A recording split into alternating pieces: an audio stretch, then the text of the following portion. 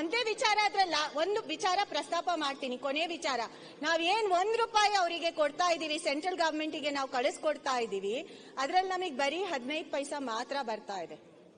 ಅದೆಲ್ಲರಿಗೂ ತಿಳಿದಿದೆ. ಆ ವಿಚಾರ ಅಬ್ಬಬ್ಬ ಅಂತ ಹೇಳೋ ಅವಶ್ಯಕತೆನೇ ಇಲ್ಲ. ಅದು ಪ್ರೂವನ್ ಆಕ್ಚುಲಿ. ಅದಕ್ಕೆ ದಾಖಲೆಗಳಿದೆ.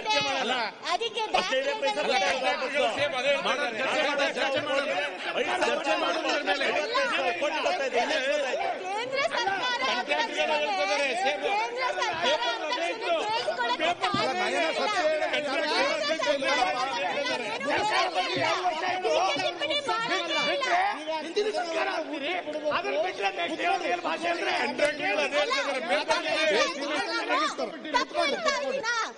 ಅಂಕಿ ಅಂಶಗಳು ನಾನು ತಪ್ಪು ಹೇಳ್ತಾ ಇದ್ದೀನ ಅಲ್ಲ. ಈಗ ತಾನೇ ಅದೇ ಕೊಳವೆ ಬಾವಿಗಳಿಗೆ ಜಾಸ್ತಿ ಅನುದಾನ ಅದಕ್ಕೆ ನಮ್ಮ ಆಯ್ತು. ಈಗ ತಾನೇ ಏನು ಅವರು ಗಂಗಾ ಕಲ್ಯಾಣ ಯೋಜನೆಗೆ ಜಾಸ್ತಿ ಗಂಗಾ ಕಲ್ಯಾಣ ಯೋಜನೆಗಳಿಗೆ ನಮ್ಗೆ ಅವಕಾಶ ಮಾಡಿಕೊಡಿ, ಅನುದಾನ ಕೊಡಿ ಅಂತ ಕೇಳ್ತಾ ಇದ್ರು. ನಮಗೆ ನಮ್ಮ ತೆರಿಗೆ ಪಾಲು ಸಿಕ್ಕಿದ್ರೆ ಖಂಡಿತ ಎಲ್ಲ ನಮ್ಮ ಸರ್ಕಾರ ಖಂಡಿತ ಮುಕ್ತವಾಗಿ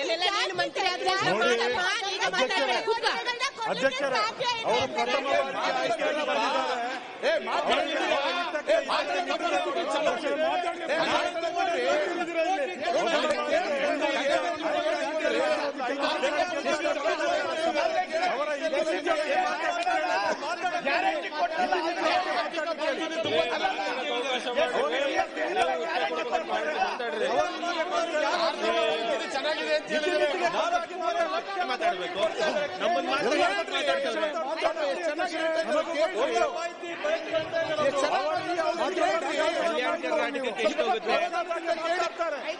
ನಮ್ಮ ಪಾಲು ನಮ್ಮ ಹಕ್ಕು. ಬರೀ ಬೆಂಗಳೂರು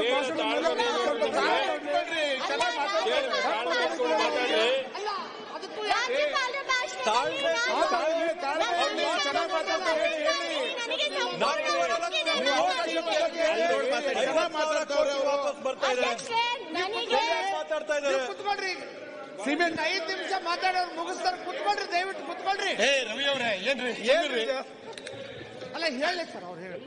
ಅಧ್ಯಕ್ಷರೇ, ನಾನು ರಾಜ್ಯಪಾಲರ ಭಾಷಣದ ಬಗ್ಗೆ ನಾನು ಕೃತಜ್ಞತೆ ಸಲ್ಲಿಸ್ತಾ ಇದ್ದೀನಿ. ಅದರಲ್ಲಿ ನಾನು ಮುಕ್ತವಾಗಿ ಏನಾದ್ರೂ ವಿಚಾರನ ಮಂಡನೆ ಮಾಡಬಹುದು. ಅದು ನನ್ನ ವಿಚಾರಗಳು. ಅವ್ರೇನೇ ಹಸ್ತಕ್ಷೇಪ ಮಾಡಿದ್ರೇನು ಪರವಾಗಿಲ್ಲ. ಯಾಕಂದ್ರೆ ಕೇಂದ್ರ ಸರ್ಕಾರದ ಬಗ್ಗೆ ಬಂದ ತಕ್ಷಣನೇ. ಸನ್ಮಾನ್ಯ ಅಧ್ಯಕ್ಷರೇ, ನಮ್ಮ ಪ್ರತಿಪಕ್ಷದ ಎಲ್ಲಾ ಸ್ನೇಹಿತರು ನಾನು ವಿನಂತಿ ಮಾಡೋದು, ಒಂದು ಹೆಣ್ಣು ಮಗಳು ಪ್ರಥಮ ಬಾರಿ ಆಯ್ಕೆಯಾಗಿ ಬಂದಿದ್ದಾಳೆ. ಅವಳ ಮಾತನ್ನ ಆಲಿಸೋಷ್ಟು ತಾಳ್ಮೆನೂ ಇಲ್ವಲ್ಲ ಇವ್ರಿಗೆ. ಅಲ್ಲ, ಪ್ರಥಮ ಏನಾದ್ರು ಮಾತಾಡ್ಲಿ ಅಂದ್ರೆ ಸ್ತ್ರೀ ವಿರೋಧಿ ಧೋರಣೆ, ಅವರ ಇತಿಮಿತಿ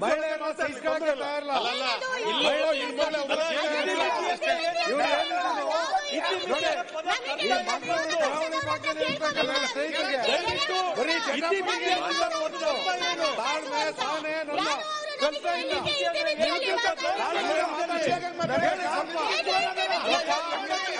ಇಲ್ಲ.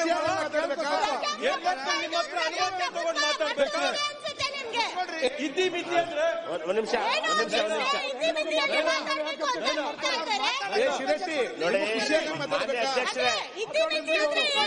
ಶಿರಟ್ಟಿ ಏನು ಇತಿಮಿತಿ ಅಂದ್ರೆ ಏನು? ಅವ್ರು ಯಾರು ನಮಗೆ ಹೇಳಲಿಕ್ಕೆ ಇತಿಮಿತಿ ಅಂತ? ಆಮೇಲೆ ನಿಮ್ಮಲ್ಲಿ ಡಿಫ್ರೆನ್ಸ್ ಮಾತಾಡಿ ಎಮ್ಎಲ್ಎಗಳಿಗೆಲ್ಲ ಹೇಳ್ಬೇಕು ನೀವು.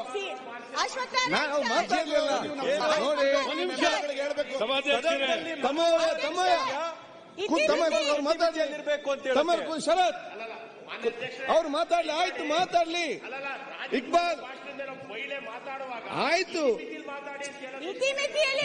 ಅವ್ರು ಮಾತಾಡ್ತಾ ಇದ್ರು, ಅವ್ರು ಉತ್ತರ ಕೊಡ್ತಾರೆ. ನೀವು ಕೂತ್ಕೊಳ್ಳಿ, ತಮ್ಮ ಕೂತ್ಕೊಳ್ಳಿ. ಇಕ್ಬಾಲ್ ಅವರು ನಾಯನರು ಅವರು ಅದಕ್ಕೆ ಉತ್ತರ ಕೊಡ್ತಾರೆ. ನಾನ್ ನಿಮ್ಗೆ ಹೇಳ್ದಿಷ್ಟೇ ನೋಡಿ, ನೀವು ಮಾತಾಡುವಾಗ ನಿಮ್ ಅಲ್ಲಿಂದ ಯಾರು ಅಡ್ಡಪಡಿಸಬಾರ್ದು ನಿಮ್ಗೆ ಭಾವನೆ ಇದೆ, ಹೌದಾ? ಆವಾಗ ನೀವೇನ್ ಹೇಳ್ತೀರಿ? ನಮ್ಗೆ ಮಾತಾಡ್ಲಿಕ್ಕಿಲ್ವಾ ಅವಕಾಶ, ನೀವೇ ಅಡ್ಡಿಪಡಿಸಿ ಅಂತೇಳಿ. ಈಗ ಅವರು ರಾಜ್ಯಪಾಲರಿಗೆ ಬಂದು ಅನುಮೋದಿಸಿ ಅವ್ರು ಮಾತಾಡುವಾಗ ಏನ್ ಬೇಕಾದ್ರೂ ಮಾತಾಡ್ಲಿ. ತಾವು ಏನ್ ಒಂದ್ ನಿಮಿಷ ಆಯ್ತು ಆಯ್ತು ನೀವು ಅದಕ್ಕೆ ಮತ್ತೆ ನಿಮಗೆ ಮಾತಾಡ್ಲಿಕ್ಕೆ ಅವಕಾಶ ಇದೆ. ಆ ಪಾಯಿಂಟ್ ಅನ್ನೆಲ್ಲ ನೋಟ್ ಮಾಡಿ, ಆವಾಗ ನಿಮ್ಗೆ ಅದಕ್ಕೆ ಇವರು ಹೀಗೆ ಹೇಳಿದ್ರು ಹೀಗೆ ಅಂತ ಕ್ಲಾರಿಟಿ ಕೊಡಿ. ಅವ್ರು ಮಾತಾಡಬಾರ್ದು ಅಂತ ಹೇಳಿದ್ರೆ ಅದು ಆಯ್ತು. ಇಲ್ಲಿ ಇದರ ಒಳಗಡೆ ಸುಳ್ಳಲ್ಲಿ ಕೂಡ ಅವಕಾಶ ಇದೆ. ನೀವು ಕೂತ್ಕೊಳ್ಳಿ, ಈಗ ಕೂತ್ಕೊಳ್ಳಿ. ಸತ್ಯಲ್ಲಿ ಕೋರ್ಟ್ ಅಲ್ಲಿ ಹೋಗಿ ಸತ್ಯ ಮಾತಾಡಿ. ಕೂತ್ಕೊಳ್ಳಿ, ಇದು ಕೋರ್ಟ್ ಅಲ್ಲ, ನಾನು ಗರ್ಜು ಅಲ್ಲ, ಅಡ್ವೊಕೇಟ್ ಇಲ್ಲ. ನೀವು ಕೂತ್ಕೊಳ್ಳಿ. ಇಲ್ಲ ಅವ್ರು ಮಾತಾಡ್ಲಿ, ಅಲ್ಲ ಬೇಡ, ಅವ್ರು ಮಾತಾಡ್ಲಿಕ್ಕೆ ಬೇಡ. ಯಾಕೆ ನೀವು ಮಾತಾಡಿ ಅಕೌಂಟ್ಗೆ ನೀವ್ಯಾಕೆ ಆಯ್ತು, ನೀವ್ಯಾಕೆ ಕೂತ್ಕೊಳ್ಳಿ. ಅಲ್ಲ ನೀವು ಕೂತ್ಕೊಳ್ಳಿ, ಅವರೇ ನೀವು ಮಾತಾಡ್ಲಿ, ಅವ್ರು ಮುಗಿಸ್ಲಿ ಅಲ್ಲಿ. ಪರಸ್ಪರ ಮಾತಾಡಿಕೊಂಡ ಟೈಮ್ ಎಷ್ಟಾಯ್ತಲ್ಲ. ಮಾನ್ಯ ಸಭಾಧ್ಯಕ್ಷರೇ, ನಾನು ಒಂದು ಚಿಕ್ಕ ವಿಚಾರನ ಪ್ರಸ್ತಾಪ ಮಾಡಿದ್ದು. ಸ್ವಲ್ಪ ಜೋರಾಗಿ ಮಾತಾಡಿ. ನಮ್ಮ ಜೋರಾಗಿ ಮಾತಾಡ್ಬೇಕಾ? ಓಕೆ. ಬೇಡ. ನಮ್ಮ ತೆರಿಗೆ ಪಾಲು ಏನ್ ನಮಗೆ ಸಿಗಬೇಕಾಗಿದೆ ಕೇಂದ್ರ ಸರ್ಕಾರದಿಂದ, ಅದು ಸಿಗಬೇಕು ಅಂತ ನಾನು ಮಾತಾಡಿದ್ದಕ್ಕೆ, ನಾ ಕೇಳಿದ್ದಕ್ಕೆ ಅವರು ನನಗೆ ಇತಿಮಿತಿಯಲ್ಲಿ ಮಾತಾಡಬೇಕು ಅಂತ ಹೇಳ್ತಾರೆ. ವ್ಯವಸ್ಥೆಯಲ್ಲಿ ನಾನು ಕೂಡ ಆಯ್ಕೆಯಾಗಿ ಬಂದಿರೋದು ಅವ್ರ ತರ, ನನಗೂ ಸಂಪೂರ್ಣ ಹಕ್ಕಿದೆ ನಮ್ಮ ಸರ್ಕಾರದ ಬಗ್ಗೆ ಮಾತಾಡ್ಲಿಕ್ಕೆ ಅಥವಾ ನಮ್ಮ ಸರ್ಕಾರದ ಅಧಿಕಾರನ ಕೇಳಲಿಕ್ಕೆ. ಅವ್ರ ಹತ್ರ ಹೇಗೆ ಅವರು ಹೇಳಲಿಕ್ಕೆ ಸಾಧ್ಯ? ಅವ್ರು ವಾಪಸ್ ತಗೊಳ್ಲಿಕ್ಕೆ ಹೇಳಿ. ಅವ್ರ ಕ್ಷಮೆ ವಾಪಸ್ ನಾನು ತಗೊಳ್ಬೇಕು. ನೀವು ಮುಂದುವರಿಸಿ. ಸಭಾಧ್ಯಕ್ಷರೇ, ಅತಿ ಹೆಚ್ಚಿನ ಅಡಚಣೆ ಮಾಡುವಂತ ಯಾವ್ದಾರು ಒಬ್ಬ ಸದಸ್ಯರು ಆಯ್ತು, ಈಗ ಅದು ನಯನ ಮೋಟಮ್ಮ. ಆಯ್ತು, ಈಗ ನೀವು ಕೂತ್ಕೊಳ್ಳಿ. ಯಾರು ಮಾತಾಡ್ತಿರ್ಲಿ, ಮಾತಾಡ್ತಿರ್ಲಿ, ಅಡಚಣೆ ಮಾಡೋದು ಏನೋ ಒಂದು ಹೇಳ್ತಾ ಇರೋದು ಈ ರೀತಿ.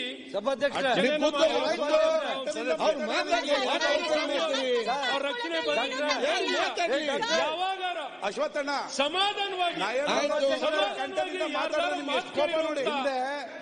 ನಯನ ಮೋಟಮ್ಮ ಯಾವ ತರ ಮಾತು ಕೇಳಿದ್ರೆ ನಾವು ಯಾವಾಗ್ಲೂ ಗೊಂದಲ ಅರ್ಚನೆ ಮಾಡೋದ್ರಲ್ಲಿ ಏನಾರ ಇದ್ರೆ ನಯನ ಮೋಟ. ಹಿಂದೆ ಶಿಕ್ಷಣ ಸಚಿವರಾಗಿದ್ರೆ ನೀವು ಸ್ವಲ್ಪ ಹೆಣ್ಮಕ್ಳಿಗೆ ಶಿಕ್ಷಣ ಸಚಿವರಾಗಿದ್ರೆ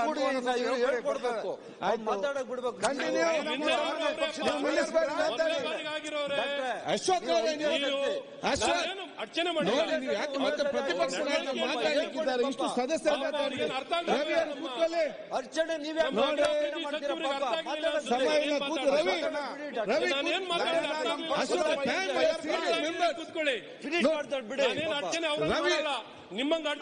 ಸೀನಿಯರ್ ಮೆಂಬರ್ ನೀವೇನ್ ಮಾಡ್ತೀರಿ? ಎಕ್ಸ್ಪೀರಿಯನ್ಸ್ ಅಂತ ಮಂತ್ರಿ ಮಾತಾಡಬೇಡಿ. ನೋಡಿ, ನಾನೆಲ್ಲ ಸದಸ್ಯರು ಇಷ್ಟೇ. ಇನ್ನು ಪ್ರತಿಪಕ್ಷ ನಾಯಕರು ಮಾತಾಡಲಿಕ್ಕಿದ್ದಾರೆ, ನಿಮ್ಮಲ್ಲಿ ಕೂಡ ಬಹಳ ಸದಸ್ಯರು ಮಾತಾಡ್ಲಿಕ್ಕಿದ್ದಾರೆ, ಆಡಳಿತ ಪಕ್ಷ ಸದಸ್ಯರು ಮಾತಾಡ್ಲಿಕ್ಕಿದ್ದಾರೆ. 4 ಬಜೆಟ್ ಇದೆ, ಅದರ ಮುಂಚೆ ಇದೆಲ್ಲ ಮಾತಾಡಿ ಆಗ್ಬೇಕು. ಈ ವಿಚಾರ ಸಣ್ಣ ವಿಚಾರ ಇಷ್ಟೆಲ್ಲ ಸಮಯ ತಕೊಂಡು ಹೋದ್ರೆ ಎಲ್ಲ ಮಾತಾಡ್ಲಿಕ್ಕೆ ಅವಕಾಶ ಸಿಗ್ತದ? ಮತ್ತೆ ನೀವೇನಂತ ಹೇಳ್ತಾ ನನಗೆ ಮಾತಾಡ್ಲಿಕ್ಕೆ ಅವಕಾಶ ಕೊಡ್ಲಿಲ್ಲ, ಇವರಿಗೆ ಮಾತಾಡ್ಲಿಕ್ಕೆ ಅವಕಾಶ ಕೊಡ್ಲಿಲ್ಲ ಅಂತೇಳಿ. ರಾತ್ರಿ 12 ಗಂಟೆ ತನಕ ಅಂತ ಹೇಳಿ ನಮ್ಮನ್ನು 12 ಗಂಟೆ ತನಕ ಕೂತ್ಕೊಳಿಸ್ತ ಅಂತ ಹೇಳಿದೆ. ನನಗೆ ನಿಗದಿತ ಸಮಯದಲ್ಲಿ ಎಲ್ಲ ಬಿಸ್ನೆಸ್ ನಾವು ಮುಗಿಸ್ಬೇಕು. ಆದ ಕಾರಣ ನೀವೇನ್ ಮಾಡಬೇಡಿ, ಅವ್ರು ಮಾತಾಡುವಾಗ ಸಮಾಧಾನದ ಕೂತ್ಕೊಳ್ಳಿ. ದೊಡ್ಡ ಮಾಡುವಂತ ಉಪಕಾರ ಇರುತ್ತೆ ನಮ್ಗೆ. ಆದ ಕಾರಣ ಏನು ಬೇಕಾದ ಬೇಗ ಮಾತಾಡಿ ಮುಗಿಸಿ. ಸರ್ ಅಧ್ಯಕ್ಷರೇ, ನೋಡಿ, ಇತಿಮಿತಿ ಬಗ್ಗೆ ಚರ್ಚೆ ಆಯ್ತು. ಆಯ್ತು, ಇತಿಮಿತಿ ಬಗ್ಗೆ ಚರ್ಚೆ ಆಯ್ತು. ನೀವೇನ್ ಹೇಳ್ತೀರಿ? Assembly is the sky is the limit ಅಂತ ಹೇಳಿ. Sky is the limit. ಈಗ ಮಾತಾಡಿ ಒಮ್ಮೆ. ಸ್ಕೈ ಏನ್ ಬೇಕಾದ್ರೆ ಮಾತಾಡಬಹುದು ಅಂತ ಹೇಳಿ ವಿಚಾರ ಪ್ರಸ್ತಾಪ ಮಾಡಬೇಕಾಗಿರೋದೆಲ್ಲ ಕಂಟಿನ್ಯೂ ಮಾಡಿ. ಅದನ್ನ ಅವ್ರಿಗೆ ನಾನು ಹೇಳಿದೆ, sky is the limit, you can talk. ಆಯ್ತು ಸರ್, ಧನ್ಯವಾದಗಳು. ನೀವು ನನ್ನನ್ನ ಸಮರ್ಥನೆ ಮಾಡಿ ಧನ್ಯವಾದಗಳು. Thank you.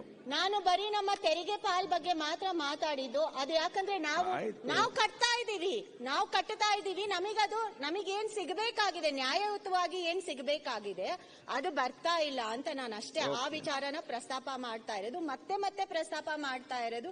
ಯಾಕಂದ್ರೆ ಇಲ್ಲಿ ವಿರೋಧ ಪಕ್ಷದ ಶಾಸಕರು ಇಲ್ಲಿ ಕೂತಿದ್ದಾರೆ, ಅವ್ರದೇ ಸರ್ಕಾರ ಇರೋದ್ರಿಂದ ಅದನ್ನ ಮತ್ತೆ ಪ್ರಸ್ತಾಪ ಮಾಡ್ತಾ ಇರೋದು. ಅದನ್ನ ಅವ್ರು ಕೇಳಿಸ್ಕೊಳ್ಳಕ್ಕೆ ರೆಡಿ ಇಲ್ಲ, ತಯಾರಿಲ್ಲ. ಈಗ ನನ್ನ ಸರ್ಕಾರದ ಬಗ್ಗೆ ಅವರು ಏನಾದ್ರೂ ವಿಚಾರ ಮಾತಾಡಿದಾಗ ನಾನು ಅದನ್ನ ಸಮರ್ಥನೆ ಮಾಡ್ಕೊಳ್ಳೋದು ನನಗೂ ಅದೇ ಮಟ್ಟಕ್ಕೆ ಹಕ್ಕಿದೆ. ಆದ್ರೆ ತೆರಿಗೆ ಪಾಲ್ ಬಗ್ಗೆ ನಾನು ಸುಳ್ಳು ಅಂಕಿ ಅಂಶಗಳನ್ನ ಕೊಡ್ತಾ ಇದ್ದೀನಿ ಅಂತ ಹೇಳಿದ್ರೆ ಅದು ಸರಿ ಅಲ್ಲ ಅಧ್ಯಕ್ಷರೇ. ನಮ್ಮ ಮುಖ್ಯಮಂತ್ರಿಗಳು ಮೊನ್ನೆ ಪತ್ರ ಬರೆದಿದ್ದಾರೆ, ಅದ್ರ ಬಗ್ಗೆ ಸಾಕಷ್ಟು ಮೀಡಿಯಾ ರಿಪೋರ್ಟ್ಸ್ ಇದೆ. ನಮಗೆ ನಮ್ಮ ಸರ್ಕಾರಕ್ಕೆ ಏನ್ ತಲುಪ್ತಾ ಇದೆ ಅಂತ, ಏನ್ ಸಿಗ್ತಾ ಇದೆ ಅಂತ. ಅದರಿಂದ ಅಭಿವೃದ್ಧಿಗೆ ನಮಗೆ ಒಂದೊಂದ್ಸತಿ ನಮಗೆ ಕಷ್ಟ ಆಗ್ತಾ ಇದೆ ಸರ್ಕಾರಕ್ಕೆ. ಯಾಕಂದ್ರೆ ನಮಗೆ ತೆರಿಗೆ ಪಾಲು ಸಿಕ್ಕಿದ್ರೆ ನಾವು ಹೆಚ್ಚಿನ ಮಾತ್ರದಲ್ಲಿ ಅಭಿವೃದ್ಧಿ ಮಾಡಬಹುದು. ಏನೇನು ಅನುದಾನಕ್ಕೆ ಬೇಡಿಕೆಗಳು ಎಲ್ಲರೂ ಇಡ್ತಾ ಇದ್ದಾರೆ ಶಾಸಕರಾಗಿ, ಆ ಮಟ್ಟಕ್ಕೆ ಸರ್ಕಾರ ಅದನ್ನ ಒದಗಿಸ್ಕೊಡ್ಲಿಕ್ಕೆ ಸಾಧ್ಯ ಆಗುತ್ತೆ ಅಂತ ನಾನು ಮಾತಾಡ್ತಾ ಇರೋದು. ಏನು ನಾವೀಗ ನನ್ನ ಕೊನೆ ಪಾಯಿಂಟ್, ಆಕ್ಚುಲಿ ನಾನು ಸೀನಿಯರ್ ಆಗಿರುವ ಅಶ್ವಥ್ ನಾರಾಯಣ್ ಸರಿಗೆ ನನಗೆ ಕಡಿಮೆ ಅನುಭವ ಇದೆ, ನಿಮ್ಮಷ್ಟು ಅನುಭವ ಇಲ್ಲ. ನಾನು 4 ಬಾರಿ ಆಯ್ಕೆ ಆಗಿ ಬಂದಿಲ್ಲ. ಬಟ್ ಖಂಡಿತ ನಾನು ಮುಂದಿನ ದಿನಗಳಲ್ಲಿ ನಾನು ಒಂದು ಅನುಭವದ ಆಧಾರದ ಮೇಲೆ ನಾನು ಕೂಡ ಆ ಮಟ್ಟಕ್ಕೆ ಅಡಚಣೆ ತರದಲ್ಲೇ ನಾನು ನೋಡ್ಕೊಂತೀನಿ ಮುಂದಿನ ದಿನಗಳಲ್ಲಿ. ನೀವು ರಾಜ್ಯಪಾಲರ ಭಾಷಣ ಬಗ್ಗೆ ಮಾತಾಡಿ, ಇನ್ನೊಬ್ಬರ ಭಾಷಣದ ಬಗ್ಗೆ ಅಲ್ಲ. ಭಾಷಣ ಅಲ್ಲ, ಅವ್ರು ಹೇಳಿದಕ್ಕೆ ಆಯ್ತು, ಮುಂದುವರಿಸಿಕೊಂಡು ಹೋಗಿ. ಅಲ್ಲ ಅಧ್ಯಕ್ಷರೇ, ಬೇಡ, ಯಾಕೆ ಮತ್ತೆ ಚರ್ಚೆ ಮಾತಾಡಿ. ಅವ್ರು ಪದೇ ಪದೇ ಹೇಳ್ತಾ ಇದ್ದಾರೆ ನಾನು ಮೊದಲನೇ ಸರಿ ಬಂದಿದ್ದು ಅಂತ. ನಮ್ಮವರು ಬಹಳ ಜನ ಹೇಳಿದ್ರು. ಹಂಗಿಲ್ಲ ಸರ್, ಅವರು ಹುಟ್ಟ ರಾಜಕಾರಣಿ. ಅವರು ಆಯ್ತು, ಅವ್ರ ತಾಯಿ ಎಷ್ಟು ವರ್ಷದಿಂದ ಈ ಮನೆ ಸದಸ್ಯರು, ಮೇಲ್ಮನೆ ಸದಸ್ಯರು ಎಲ್ಲ ಆಗಿದ್ದಾರೆ. ಹಾಗಾಗಿ ಅವರಿಗೆ ಎಕ್ಸ್ಪೀರಿಯನ್ಸ್ ಇಲ್ಲ ಅನ್ನುವಂಥದ್ದು ತಪ್ಪು.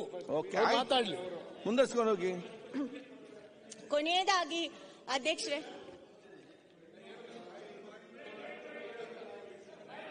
ಸರ್ ಮೈಕ್ ಸತ್ಯಕ್ಕೆ ಸಮೀಪವಾಗಿರ್ತಕ್ಕಂಥ ಅಂಕಿಅಂಶ ಕೊಟ್ಟು ಮಾತಾಡ್ತಾ ಇದ್ದಾರೆ. ತಾವು ಎಲ್ಲರೂ ಸಹಕರಿಸಬೇಕು ಅಂತ ನಾನು ನಿಮ್ಮಲ್ಲಿ ವಿನಂತಿ ಮಾಡ್ತೀನಿ. ಕಂಟಿನ್ಯೂ. ಅವರು ಎದ್ದು ಗರ್ಜಿಸಿದ ಮಂತ್ರಿಗಳ ಬೇಡ ಕೂತ್ ಬಿಡಬೇಕಾಗಿತ್ತು ಪಾಪ. ಕಂಟಿನ್ಯೂ. ರಕ್ಷಣೆಗೆ ಬನ್ನಿ ಅಧ್ಯಕ್ಷೆ, ಕೊನೆ ವಿಚಾರ ಏನು ರಾಜ್ಯಪಾಲರ ಭಾಷಣದಲ್ಲಿ ಅವರು ಪ್ರಸ್ತಾಪ ಮಾಡಿದ್ದಾರೆ, ಅದು ಏನಂದ್ರೆ ನಮ್ಮ ಕರ್ನಾಟಕದ ಆರ್ಥಿಕತೆಯನ್ನು ನಾವು $1 ಟ್ರಿಲಿಯನ್ ಆರ್ಥಿಕತೆಯನ್ನು ಮಾಡಲಿಕ್ಕೆ ನಮ್ಮ ಸರ್ಕಾರ ಪೂರ್ತಿ ಪ್ರಮಾಣದಲ್ಲಿ ಇದಕ್ಕೆ ಪ್ರಯತ್ನ ಮಾಡ್ತಾ ಇದೆ ಅಂತ ಒಂದು ವಿಚಾರನ ಅವ್ರ ಮಾತು ಹೇಳ್ತಾ ಇದ್ದಾರೆ. ಸೊ ಇದು ನನ್ನ ಕೊನೆ ವಿಚಾರ. ಏನು ನನಗೆ ನಂಬಿಕೆ ಇದೆ, ನಮ್ಮ ಸರ್ಕಾರ ಮುಂದಿನ ಬಜೆಟ್ ಘೋಷಣೆ ಆಗೋ ಸಮಯದೊಳಗಡೆ ಈ ಒಂದು $1 ಟ್ರಿಲಿಯನ್ ಆರ್ಥಿಕ ವ್ಯವಸ್ಥೆ ನಮ್ಮ ಕರ್ನಾಟಕ ರಾಜ್ಯಕ್ಕೆ ಖಂಡಿತ ಸಿಗುತ್ತೆ ಅಂತ ಹೇಳ್ತಾ, ಏನು ನಮ್ಮ ರಾಜ್ಯಪಾಲರು ಇವತ್ತು ಈ ವಿಧಾನ ಮಂಡಲದಲ್ಲಿ ಭಾಷಣ ಮಾಡಿದ್ರು, ಅದಕ್ಕೆ ನಮ್ಮ ಹಿರಿಯರಾದ ಜಯಚಂದ್ರ ಸರ್ ಸೂಚಿಸಿದರೆ, ಅದಕ್ಕೆ ನಾನು ಅನುಮೋದನೆ ಸಲ್ಲಿಸ್ತಾ ನನ್ನ ಮಾತನ್ನು ಮುಗಿಸ್ತೀನಿ. ಧನ್ಯವಾದಗಳು.